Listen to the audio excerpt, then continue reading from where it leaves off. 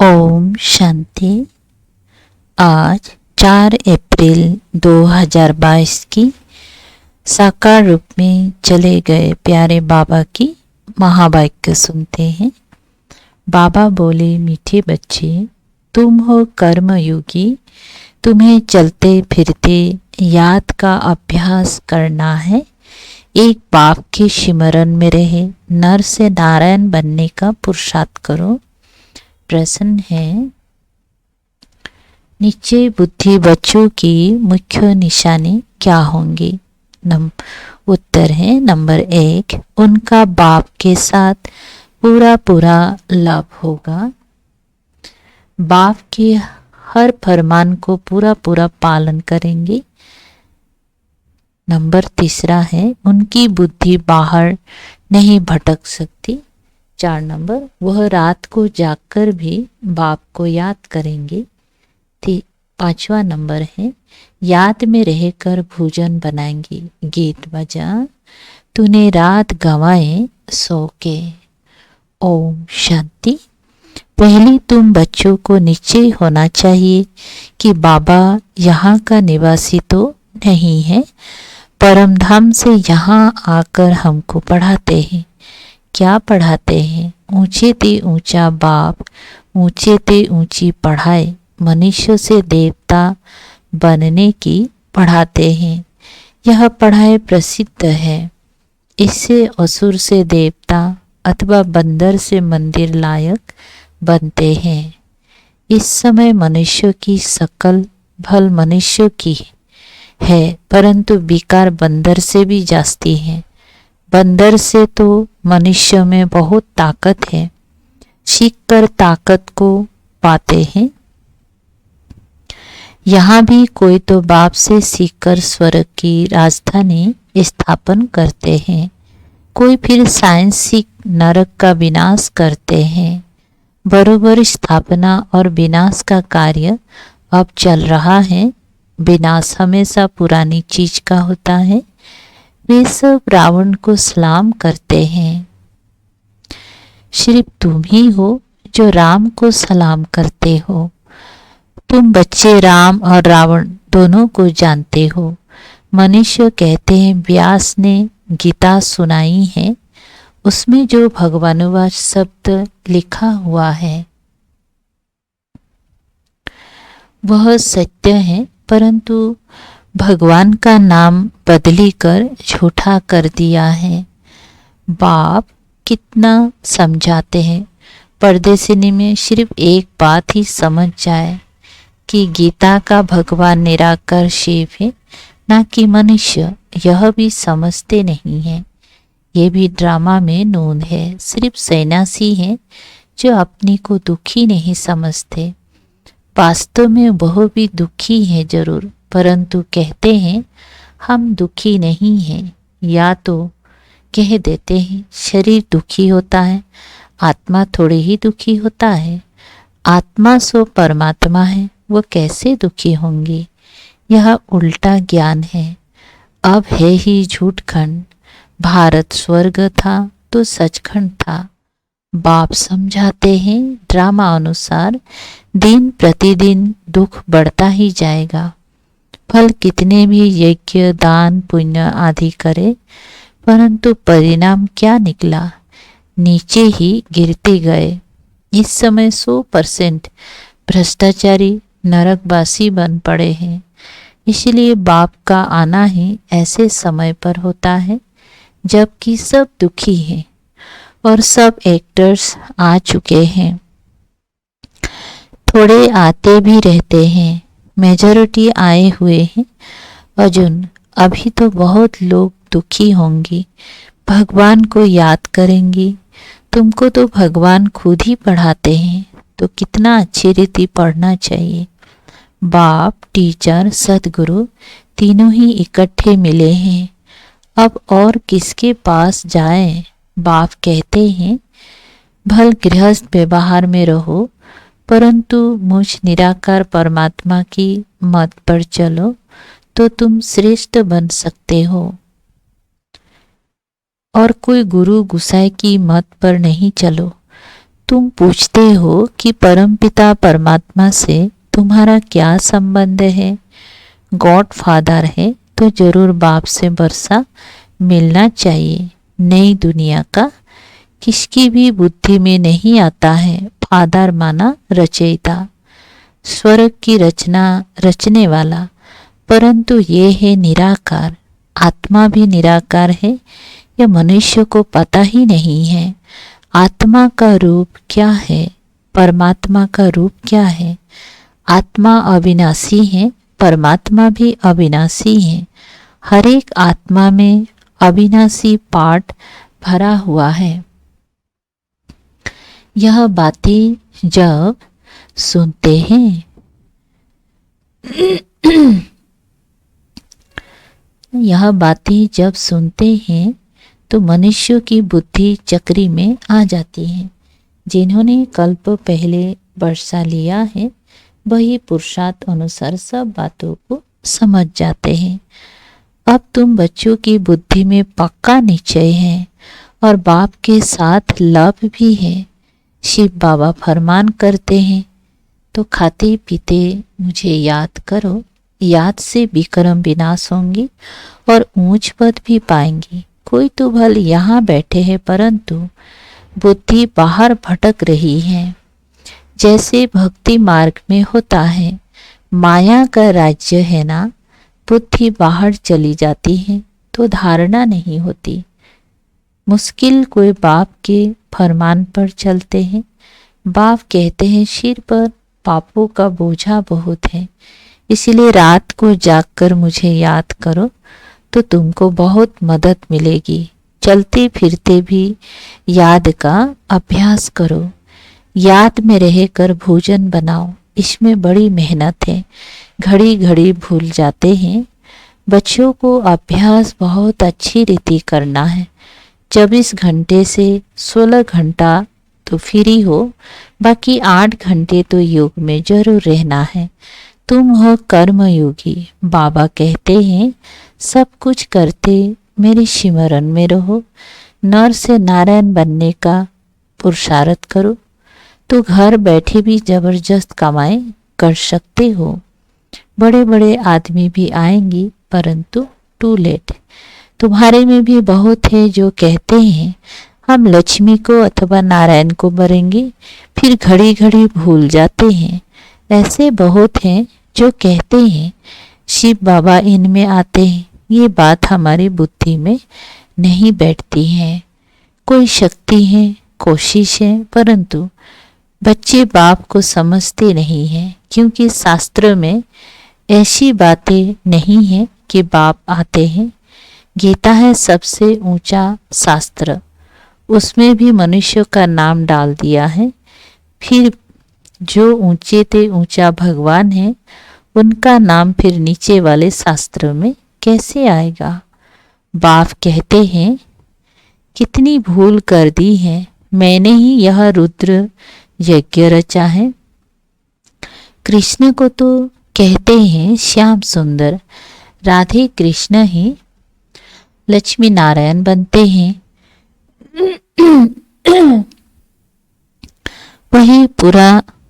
वही पूरे 84 जन्म लेते हैं। 84 लाख कहो तो भी पहले स्वर्ग में आने वाले तो लक्ष्मी नारायण ही है। बाप समझाते हैं तुम देवी देवता धर्म वालों ने 84 जन्म लिए हैं। तुम ही नंबर 1 थे, तुम्हारी ही अब राजधानी स्थापन हो रही है। लक्ष्मी नारायण तुम्हारे ही माँ बाप थे, अब तुम्हारी राजधानी बन रही है। तुम अभी संपूर्ण नहीं बने हो, बनना है जरूर। तब तो सूक्ष्म वतन में साक्षात्कार होता है। अपनी को संपूर्ण फरिश्ते समझते हो। फरिश्ते बनने के बाद लक्ष्मी नारायण बनते हैं, उनका भी साक्षात्कार होता है। तत्वतम तुम भी बन रहे हो। कितना अच्छी रीति समझाया जाता है। आजकल स्कूलों में भी गीता पढ़ाते हैं। जो पढ़कर होशियार हो जाते हैं वह फिर दूसरों को पढ़ाएंगी। तो पंडित बन जाते हैं, सुनने वाले ढेर फॉलोअर्स हो जाते हैं, जबान मीठी है, अच्छी रीति श्लोक आदि कंठ कर लेते हैं, मिलता कुछ भी नहीं है। तमु प्रधान बन गए हैं, बाबा ही आकर सतु प्रधान बनाते हैं। सो भी नंबर बार पुरुषार्थ अनुसार ही बनते हैं। सब आत्माएं तो शक्तिवान नहीं हो सकती। बाप को सर्वशक्तिवान कहेंगे, लक्ष्मी नारायण को नहीं कहेंगे। शक्ति की बात अभी होती है। अभी तुम राजाएं ले रहे हो, अभी तुमको वर मिल रहा है। बाप कहते हैं अमर भव, जीते रहो। सतयुग में तुमको काल नहीं खाएगा, वहां तो मृत्यु अक्षर ही नहीं है। ऐसे नहीं कहेंगी फलाना मर गया। तुम कहेंगी हम पुराना बूढ़ा शरीर छोड़ कर नया लेते हैं। महाकाल का भी मंदिर है, उसमें सिर्फ शिवलिंग, रख, झंडियां आदि लगा दी हैं। ऐसे बहुत पत्थर होते हैं जिनको सोना लगा रहता है, फिर घिस घिस कर बनाते हैं। नेपाल में नदी की रेती में सोना बनाकर बह कर आता था।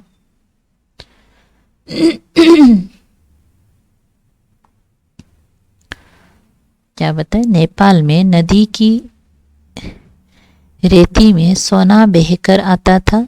सतयुग में तुमको सोना बहुत मिल जाता है। अब तो सोना है ही नहीं, एकदम खलास हो गया है। खानियां सब खाली हो गई हैं। स्वर्ग में सोने की महल बनते हैं। फिर से हम अपनी स्वर्ग की स्थापना कर रहे हैं। ऐसे बहुत बच्चे हैं, लिखते हैं बाबा हम आपके बन गए हैं, कभी देखा भी नहीं है। अभी तुम अमर लोक के लिए शिव बाबा से अमर कथा सुन रहे हो।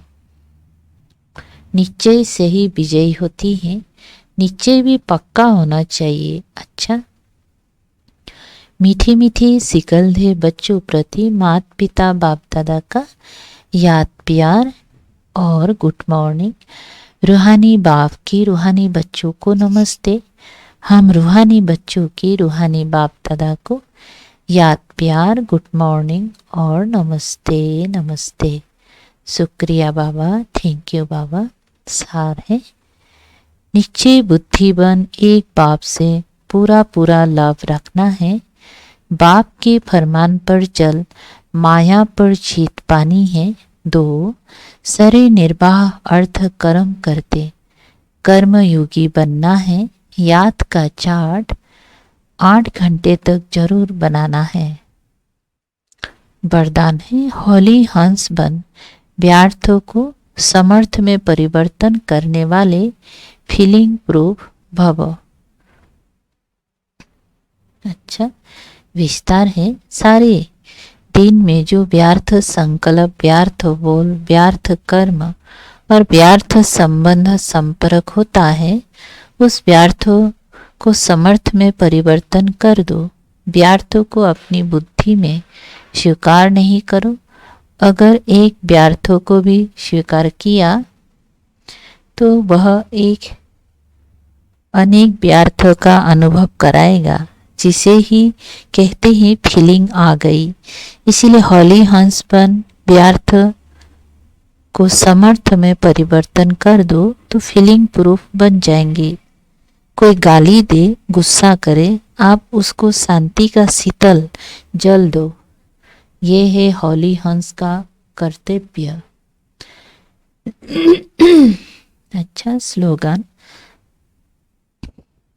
साधना के बीज को प्रत्यक्ष करने का साधन है बेहद की बैराग वृत्ति। साधना के बीज को प्रत्यक्ष करने का साधन है बेहद की बैराग वृत्ति। मातेश्वरी जी के अनमोल महावाक्य। एक, परमात्मा को त्रिमूर्ति क्यों कहते हैं? परमात्मा को त्रिमूर्ति क्यों कहते हैं? उन्होंने कौन से रूप रचे हैं? अवश्य उन्होंने 3 रूप ब्रह्मा विष्णु शंकर के रचे हैं। वह जब खुद आते हैं तो तीनों रूपों को अपने साथ लाते हैं। ऐसे नहीं कहेंगे कि उन्होंने ये तीन रूप अलग अलग रचे हैं, इकट्ठा ही रचे हैं, आगे पीछे नहीं रचे। तो परमात्मा ही कहते हैं कि रचना मेरी है, क्योंकि मैं साकारी, आकारी और निराकारी तीनों सृष्टि का मालिक हूँ। मैं साकारी लक्ष्मी नारायण देवता रूप में नहीं हूँ, वे तो साकारी देवी गुण देवी गुण वाले मनुष्य हैं, और मैं अव्यक्त देवता ब्रह्मा विष्णु शंकर भी नहीं हूँ। फल यह आकारी देवता पुनर्जन्म में नहीं आते, मगर मैं वो भी नहीं हूँ। ये सारी मेरी डिपार्टमेंट है। जब मैं खुद आता हूँ तो सारी डिपार्टमेंट साथ में लाता हूँ, और उन्हों द्वारा ही देवी सृष्टि की स्थापना, आसुरी दुनिया का विनाश तथा नई सृष्टि का पालना कराने के लिए आता हूँ।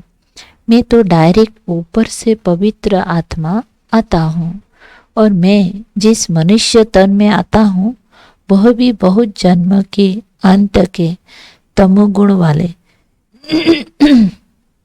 है ना? क्या बता रहे हैं?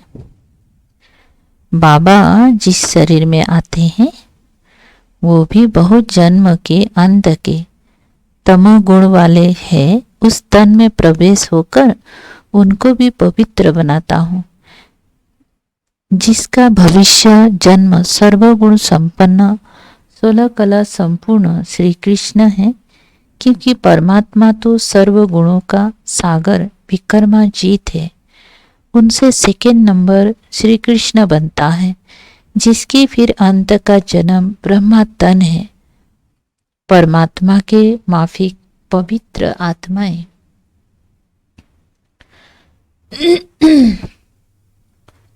कोई भी नहीं है, उन्हों को पवित्र बनाना पड़ता है।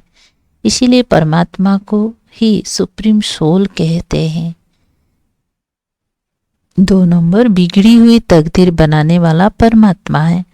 अब ये तो सब मनुष्य जानते हैं कि तकदीर बनाने वाला वो एक ही परमात्मा है। परमात्मा को कहा जाता है तकदीर का मालिक। वो आकर हम आत्माओं की तकदीर बनाते हैं।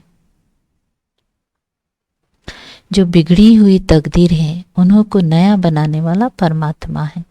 बाकी ये जो मनुष्य कहते हैं तकदीर बनाना व बिगाड़ना परमात्मा के हाथ में है, अब ये कहना सरासर भूल है। तकदीर बनाना परमात्मा के हाथ में है, परंतु जब मनुष्य उस तकदीर बनाने वाले को भूलते हैं तब उसकी तकदीर बिगड़ जाती है। गया तकदीर को बिगाड़ना मनुष्य के हाथ में है। जब मनुष्य अपने आप को भूलते हैं, अपने बाप को भूलते हैं, तभी मनुष्य से उल्टा कार्य होने कारण वह अपनी तकदीर को लकीर लगाते हैं। तो बिगाड़ने वाला हुआ मनुष्य और बनाने वाला हुआ परमात्मा। इसलिए परमात्मा को सुखदाता कहते हैं, ना कि दुखदाता कहेंगे। देखो, जब परमात्मा स्वयं ही इस सृष्टि पर अवतरित होते हैं तो सभी मनुष्यों की बिगड़ी हुई तकदीर बनाते हैं, अर्थात सबको सद्गति दे देते हैं। तभी तो परमात्मा को सभी मनुष्य आत्माओं का उद्धार करने वाला कहते हैं। परमात्मा कहते हैं, बच्चे, मैं इस संगम पर आए सबकी तकदीर बनाता हूँ। ऐसा नहीं कोई की तकदीर बने और कोई की ना बने, परंतु परमात्मा तो सबकी तकदीर बनाते हैं, क्योंकि सभी मनुष्यों का सारी सृष्टि से संबंध है। तभी तो परमात्मा के लिए कहते हैं, तकदीर बनाने वाला जरा सामने तो आओ। तो यही सबूत है कि परमात्मा तकदीर बनाने वाला है। अच्छा, ओम शांति। शुक्रिया बाबा, थैंक यू बाबा।